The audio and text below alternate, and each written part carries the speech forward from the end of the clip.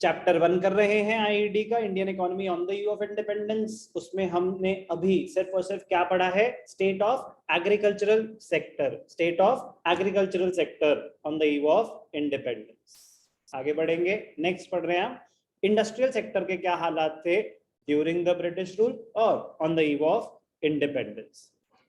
Although agriculture had dominated the Indian economy during the pre-British period, but some Indian industries producing certain special products enjoyed worldwide reputation. तो हमने पढ़ा था pre British era में Indian handicraft industry बहुत ज्यादा famous थी, world wide recognition था, उसी की बात हो रही है। India was particularly well known for its handicraft industries.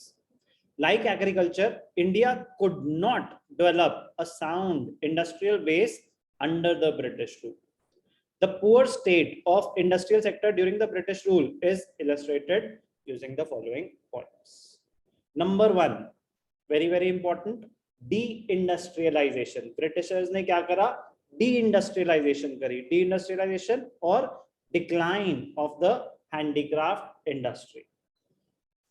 British government systematically, जानबूझ के, प्लान करके, systematically destroyed Indian handicraft industries and no modern industrial base was allowed to come up. The primary motive, कह रहे what was the motive, उनको क्या इससे फायदा कि हमारी इंडस्ट्री को खराब करके, जो इतनी वर्ल्ड वाइड रिकग्निशन थी, अच्छी क्वालिटी ऑफ मटेरियल मिलता था, क्राफ्ट्समैनशिप भी काफी अच्छी थी, तो ब्रिटिशर्स ने क्यों उसको डिस्ट्रॉय करा? They wanted to make India a feeder economy because they needed raw materials for the industries being set up in Great Britain. तो इसका पर्पस था डी-इंडस्ट्रियलाइजेशन और डिक्लाइन ऑफ हैंडीक्राफ्ट इंडस्ट्री का पर्पस क्या था, क्यों करा? टू फोल्ड मोटिव, पहले भी आया था, अब उसको डिटेल में पढ़ेंगे, बहुत ही इंपॉर्टेंट क्वेश्चन है। What was the two fold motive behind D-industrialisation? Two-fold motive. Number 1, to make India an exporter of raw material. Number 2, to make India an importer of finished goods. तो एक तो अगर आपकी industry मतलब खत्म कर दी मैंने और आपका फोकस डाल दिया सारा रॉ मटेरियल की प्रोडक्शन पे, तो जितने भी रिसोर्सेज हैं आपके तो रॉ मटेरियल प्रोडक्शन पे लगे हुए हैं, और मैंने कोई बड़ी इंडस्ट्री सेटअप ही होने नहीं दी जिससे आप फिनिश्ड गुड्स यहाँ पे बना पाए। तो फिनिश्ड गुड्स तो आपके पास अपने है ही नहीं, आप क्या बना रहे हो, रॉ मटेरियल। और वहां पे ग्रेट ब्रिटेन में नई इंडस्ट्रीज सेटअप हो रही हैं, उनको चाहिए रॉ मटेरियल, तो पहला मोटिव तो ये हो गया कि उनको रॉ मटेरियल मिल जाएगा चीपली। दूसरा, अब आपकी रिक्वायरमेंट, आप रॉ मटेरियल तो बना लो लेकिन इवेंचुअली कंज्यूम तो फिनिश्ड गुड्स करोगे ना, तो अब आपकी रिक्वायरमेंट कहाँ से फुलफिल होगी? आपके पास तो है नहीं, आपको तो इंपोर्ट ही करना पड़ेगा। हैंडीक्राफ्ट इंडस्ट्री तो डिस्ट्रॉय कर दी है हमने, तो बाहर से जब आप इंपोर्ट करोगे तो उन्होंने, आगे हम पढ़ेंगे कि टैरिफ पॉलिसीज ऐसी बना दी कि ब्रिटेन से इंपोर्ट करने में आपको ज्यादा फायदा हो रहा था, बाकी कंट्री से इंपोर्ट करते तो महंगा पड़ता। तो टू फोल्ड मोटिव। तो what was the two fold motive behind deindustrialisation? One of the most important question of this chapter. Number 1, to get raw materials from India at cheap rates to be used by upcoming modern industries in Britain. Number 2, to sell finished products of British industries in Indian market at higher prices. ये आप खुद ही भूल जाते हैं कभी कभी कि इन्होंने क्या कह दिया, और कॉन्ट्रडिक्टिंग बातें कर देते हैं। ये भी एक कॉन्ट्रडिक्टिंग बात, आगे जाके खुद बोलेंगे कि सस्ते में बेच रहे थे तो इसीलिए उनका सामान, बट मतलब पॉइंट है कि इंडिया को एक्सपोर्टर बनाया रॉ मटेरियल का और इंपोर्टर बनाया फिनिश्ड गुड्स का। तो जब आप टू फोल्ड मोटिव कर रहे होंगे तो लिख देना एट हायर प्राइसेस, दिया है ना उन्होंने, कंटेंट में दिया, बट मैं कह रहा हूँ कि इसी को कॉन्ट्रडिक्ट कर रहे होंगे वो आगे जाके कि हमें बाहर से सस्ता पड़ रहा था इसलिए हम बाहर से ले रहे थे। बट तब मैं आपको बताऊंगा कि वो किस सेंस में वहां पे बात कर रहे हैं, ठीक है ना। बट सस्ता बेच के उनको कोई फायदा है? वो तो डोमिनेट करेंगे ना, जब उनको पता है कि यहाँ पे फिनिश गुड्स है ही नहीं, तो वो जानबूझ के एक्सप्लॉइट कर रहे थे। Okay, twofold motive, to make India an exporter of raw material, तो इंडिया से रॉ मटेरियल लेंगे सस्ते में और उन्हीं को ही फिनिश गुड्स बेचेंगे महंगे में। Two-fold policy of the British rule was enforced to ensure maximum advantage of their home country. Benefit किसका? ब्रिटिशर्स का, इंडिया के लिए नहीं हो रही थी deindustrialisation. What was the two fold motive behind deindustrialisation, अलग क्वेश्चन है। What were the reasons for deindustrialization? What were the reasons for decline? ऐसा क्यों हुआ कि हैंडीक्राफ्ट इंडस्ट्री डिक्लाइन हो गई? तो अलग चीज है। डी इंडस्ट्रियलाइजेशन क्यों करी गई एक अलग चीज है, कैसे हुई वो अलग चीज है। तो ऐसा लगता है ना सेम बात है, बट उसको हिंदी में ट्रांसलेट करो आप। डी इंडस्ट्रियलाइजेशन क्यों करी गई? क्यों? इसलिए टू फोल्ड मोटिव था कि वो इंडिया को रॉ मटेरियल प्रोडक्शन पे लगाना चाहते थे, to make them an exporter of raw material to Great Britain and importer of finished goods. क्यों का जवाब है कैसे करा, वो डिस्क्रिमिनेटरी टैरिफ पॉलिसी इंट्रोड्यूस करके। तो बी वेरी वेरी केयरफुल, दो अलग अलग क्वेश्चन है कि कैसे करा गया डिस्ट्रॉय हैंडीक्राफ्ट इंडस्ट्री को, वो अलग है, क्यों करा गया वो अलग है। तो what was the two fold motive behind deindustrialisation, कि क्यों करी गई deindustrialisation, what were the reasons, क्योंकि इंग्लिश में तो सेम होता है ना रीजंस फॉर डिक्लाइन, तो ऐसा लगता है ना कि वो भी तो रीजन वही तो था रीजन कि हम उनको ये रीजन फॉर डिक्लाइन मतलब कि कैसे डिक्लाइन हुई, तो कैसे डी इंडस्ट्रियलाइजेशन करी गई, डिस्क्रिमिनेटरी टैरिफ पॉलिसी यूज करके। The main reason for decline of India's renowned handicraft industry was the introduction of discriminatory tariff policy.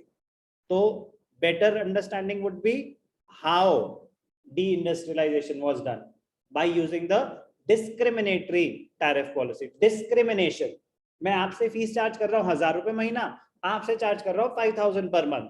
Discrimination कि सेम चीज के लिए कहीं पे कुछ कहीं पे कुछ, उसे बोलते हैं discrimination, charging different rates from different people for the same product, वो होती है डिस्क्रिमिनेशन। आपको अगर एक कॉलेज में एडमिशन चाहिए तो आपको लाने 98%, और अगर कोई कोटा वाला है उसी चीज के लिए उसको लाने 50%, तो हो गई वो discrimination.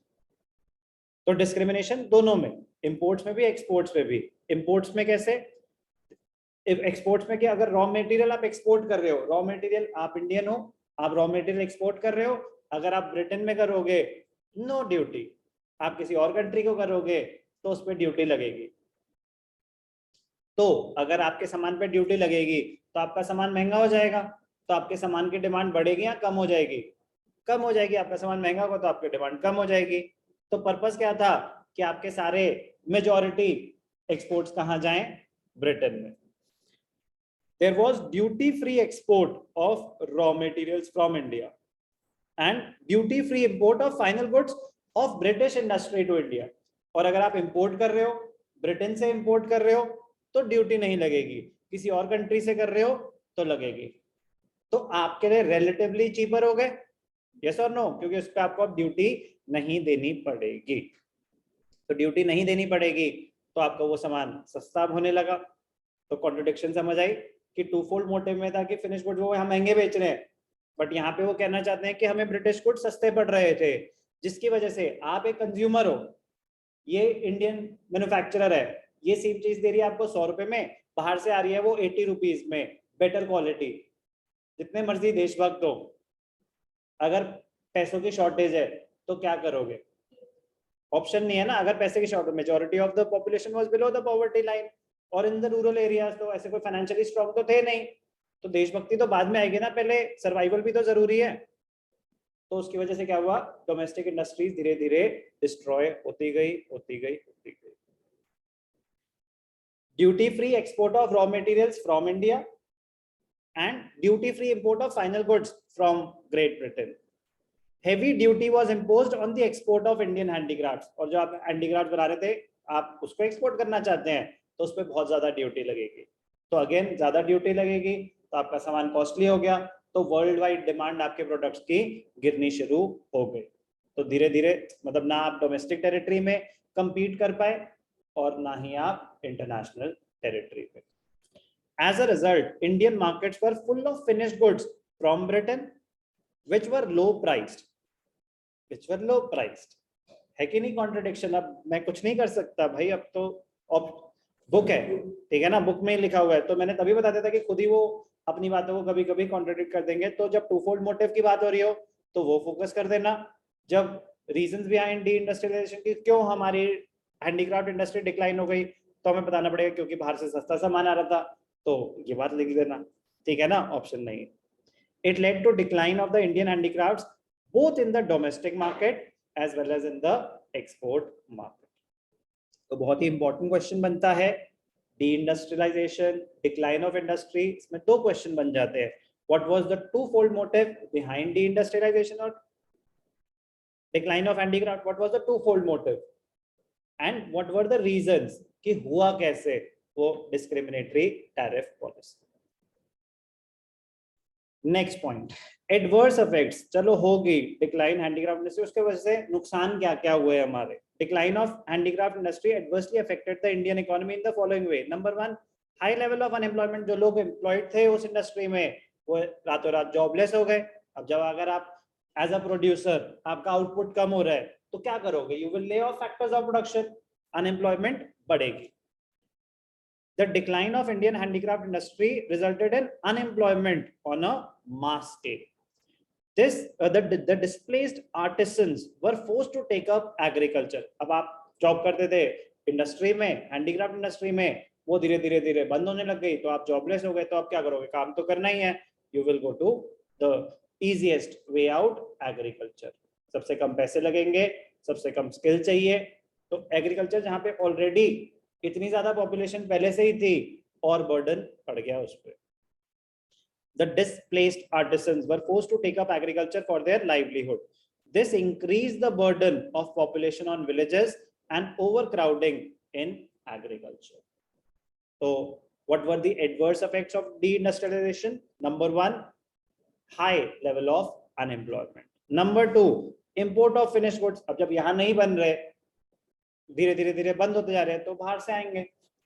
The Indian made goods could not withstand the foreign competition of machine made cheap goods. It resulted in the new demand in Indian consumer market, which was not fulfilled through locally made goods. Westernization, तो अब वहाँ के जो products आ रहे थे domestic industry उनसे compete ही नहीं कर सकती थी। Rather, this demand was profitably met by increasing imports of manufactured goods from Britain.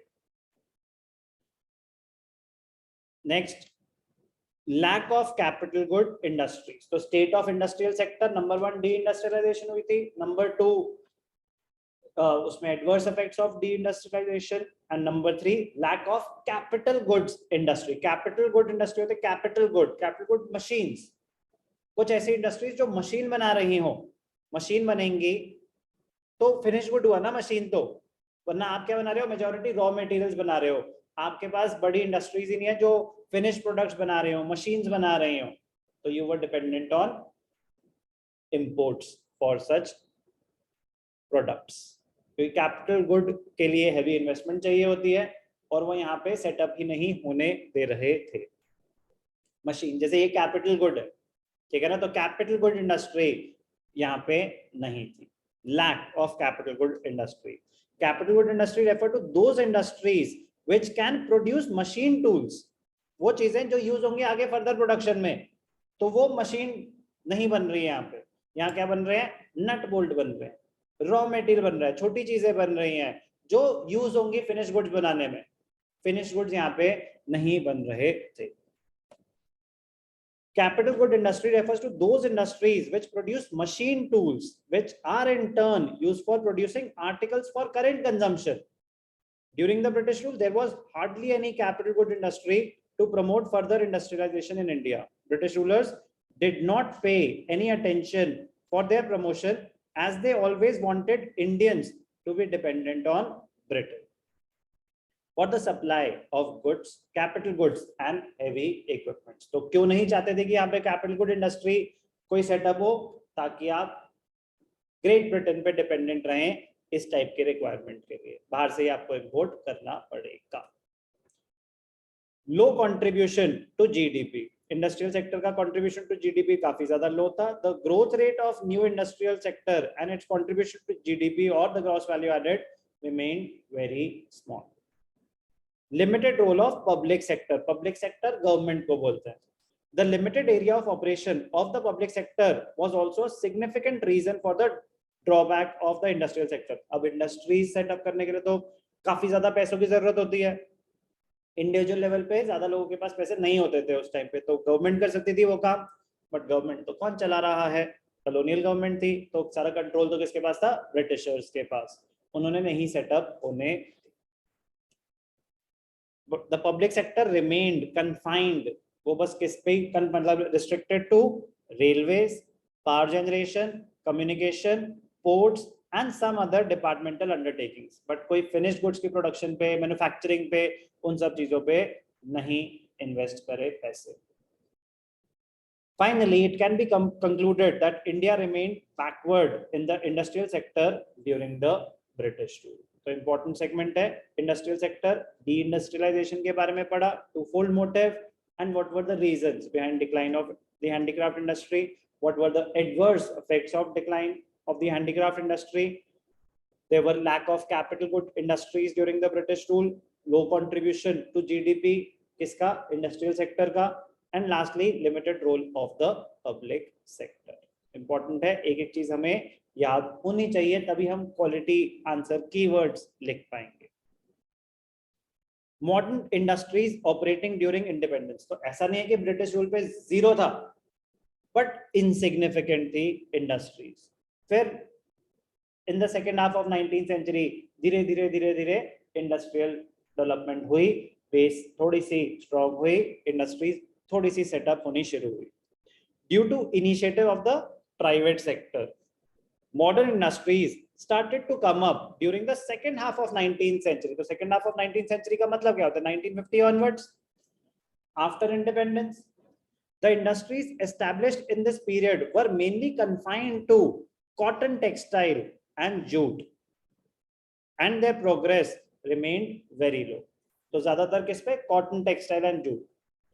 Cotton textile mills were mainly dominated by Indians and were located in western parts of the country, namely Maharashtra and Gujarat. The jute mills dominated by the foreigners were mainly concentrated in Bengal.